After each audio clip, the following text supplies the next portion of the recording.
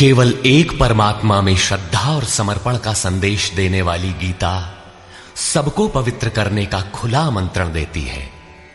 सृष्टि में कहीं भी रहने वाले अमीर अथवा गरीब, कुलीन तथा आदिवासी, पुण्यात्मा और पापी, स्त्री और पुरुष, सदाचारी एवं अत्यंत दुराचारी, सबका इसमें प्रवेश है। विशेषकर गीता पापियों के ही उद्धार का सुगम पथ बताती है। पुण्यात्मा तो भजते ही हैं। प्रस्तुत है उसी गीता की अद्वितीय व्याख्या, यथार्थ गीता का कैसेट प्रसारण।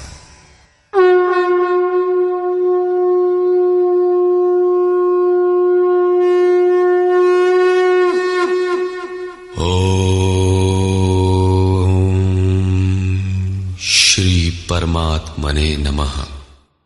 यथार्थ गीता, श्रीमद् भगवत गीता, अथ द्वितीयो अध्यायः। प्रथम अध्याय गीता की प्रवेशिका है, जिसमें आरंभ में पथिक को प्रतीत होने वाली उलझनों का चित्रण है। लड़ने वाले संपूर्ण कौरव पांडव थे, किंतु संशय का पात्र मात्र अर्जुन है। अनुराग ही अर्जुन है। इष्ट के अनुरूप राग ही पथिक को क्षेत्र क्षेत्रज्ञ के संघर्ष के लिए प्रेरित करता है। अनुराग आरंभिक स्तर है। पूज्य महाराज जी कहते थे, सदगृहस्थ आश्रम में रहते हुए ग्लानि होने लगे, अश्रुपात होता हो, कंठ अवरुद्ध होता हो, तो समझना कि यहीं से भजन आरंभ हो गया। अनुराग में ये सब कुछ आ जाता है। उसमें धर्म, नियम, सत्संग, भाव सभी विद्यमान होंगे। अनुराग के प्रथम चरण में पारिवारिक मोह बाधक बनता है। पहले सभी चाहते हैं कि हम उस परम सत्य को प्राप्त कर लें, किंतु आगे बढ़ने पर वो देखता है कि इन मधुर संबंधों का उच्छेद करना होगा। तब हताश हो जाता है। वो पहले से जो कुछ धर्म कर्म मानकर करता था, उतने में ही संतोष करने लगता है। अपने मोह की पुष्टि के लिए वो प्रचलित रूढ़ियों का प्रमाण भी प्रस्तुत करता है, जैसा अर्जुन ने किया कि कुल धर्म सनातन है। युद्ध से सनातन धर्म का लोप होगा, कुल क्षय होगा, स्वैराचार फैलेगा। ये अर्जुन का उत्तर नहीं था, बल्कि सद्गुरु के सान्निध्य से पूर्व की अपनाई गई एक कुरीति मात्र थी। इन्हीं कुरीतियों में फंसकर मनुष्य पृथक पृथक धर्म, अनेक संप्रदाय, छोटे बड़े गुट और असंख्य जातियों की रचना कर लेता है। कोई नाक दबाता है, कोई कान फाड़ता है। किसी के छूने से धर्म नष्ट होता है, तो कहीं रोटी पानी से धर्म नष्ट होता है। तो क्या अछूत या छूने वालों का दोष है? कदापि नहीं। दोष हमारे भ्रमदाताओं का है। धर्म के नाम पर हम कुरीति के शिकार हैं, इसलिए दोष हमारा है। महात्मा बुद्ध के समय में केश कंबल एक संप्रदाय था, जिसमें केश को बढ़ाकर कंबल की तरह प्रयोग करने को पूर्णता का मानदंड माना जाता था। कोई गोव्रतिक गाय की भांति रहने वाला था, तो कोई कुक्कुरव्रतिक कुत्ते की तरह खाने पीने रहने वाला था। ब्रह्म विद्या का इनसे कोई संबंध नहीं है। संप्रदाय और कुरीतियां पहले भी थीं, आज भी हैं। ठीक इसी प्रकार कृष्ण काल में भी संप्रदाय थे, कुरीतियां थीं। उनमें से एकाध कुरीति का शिकार अर्जुन भी था। उसने 4 तर्क प्रस्तुत किए। 1, ऐसे युद्ध से सनातन धर्म नष्ट हो जाएगा। 2, वर्ण संकर पैदा होगा। 3, पिंडोदक क्रिया लोप होगी। और 4, हम लोग कुलक्षय द्वारा महान पाप करने को उद्यत हुए हैं। इस पर योगेश्वर श्री कृष्ण ने कहा, संजय उवाच।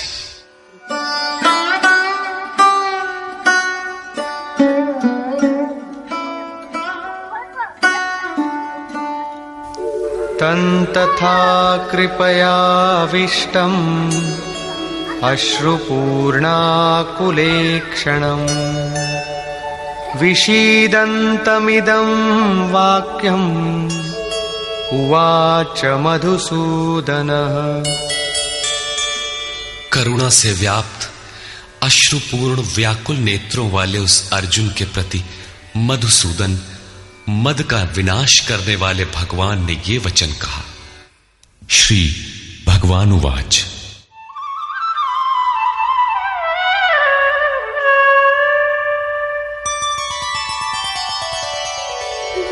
कुतस्त्वाकश्मलमिदं विषमे समुपस्थितम् अनार्यजुष्टमस्वर्ग्यम् अकीर्तिकरमर्जुन।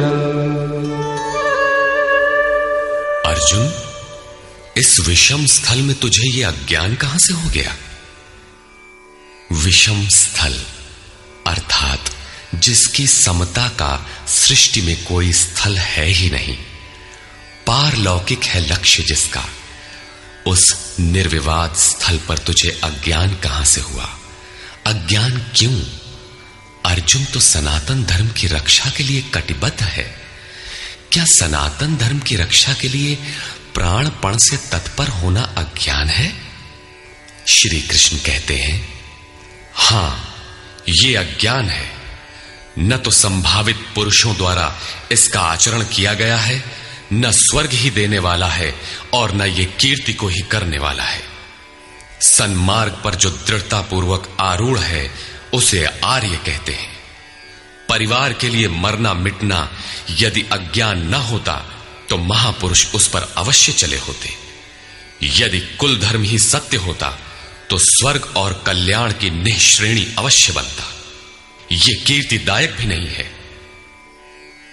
मीरा भजन करने लगी तो लोग कहें मीरा भई बावरी, सास कहे कुल नाशी रे। जिस परिवार, कुल और मर्यादा के लिए मीरा की सास बिलख रही थी, आज उस कुलवंती सास को कोई नहीं जानता। मीरा को विश्व जानता है।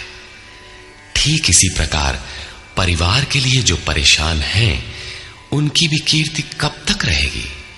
जिसमें कीर्ति नहीं, कल्याण नहीं, श्रेष्ठ पुरुषों ने भूल कर भी जिसका आचरण नहीं किया, तो सिद्ध है कि वह अज्ञान है। अतः क्लैब्यमास्मगमः पार्थ नैतत्त्वय्युपपद्यते क्षुद्रं हृदय दौर्बल्यं त्यक्त्वोत्तिष्ठ परन्तप। अर्जुन, नपुंसकता को मत प्राप्त हो। क्या अर्जुन नपुंसक था? क्या आप पुरुष हैं? नपुंसक वो है जो पौरुष से हीन हो। सब अपनी समझ से पुरुषार्थ ही तो करते हैं। किसान रात दिन खून पसीना एक करके खेत में पुरुषार्थ ही तो करता है। कोई व्यापार में पुरुषार्थ समझता है तो कोई पद का दुरुपयोग करके पुरुषार्थी बनता है। जीवन भर पुरुषार्थ करने पर भी खाली हाथ जाना पड़ता है। स्पष्ट है कि यह पुरुषार्थ नहीं है। शुद्ध पुरुषार्थ है आत्मदर्शन। गार्गी ने याज्ञवल्क्य से कहा, नपुंसक पुमान ज्ञेयो यो न वेत्ति हृदि स्थितम पुरुषम स्वप्रकाशम तस्मानंदात्मानमव्ययम्। वो पुरुष होते हुए भी नपुंसक है जो हृदयस्थ आत्मा को नहीं पहचानता। वो आत्मा ही पुरुष स्वरूप, स्वयं प्रकाश, उत्तम आनंद युक्त और अव्यक्त है। उसे पाने का प्रयास ही पौरुष है। अर्जुन, तू नपुंसकता को न प्राप्त हो, यह तेरे योग्य नहीं है। हे परम तप, हृदय की इस क्षुद्र दुर्बलता को त्याग कर युद्ध के लिए खड़ा हो। इस पर अर्जुन ने तीसरा प्रश्न प्रस्तुत किया। अर्जुन उवाच।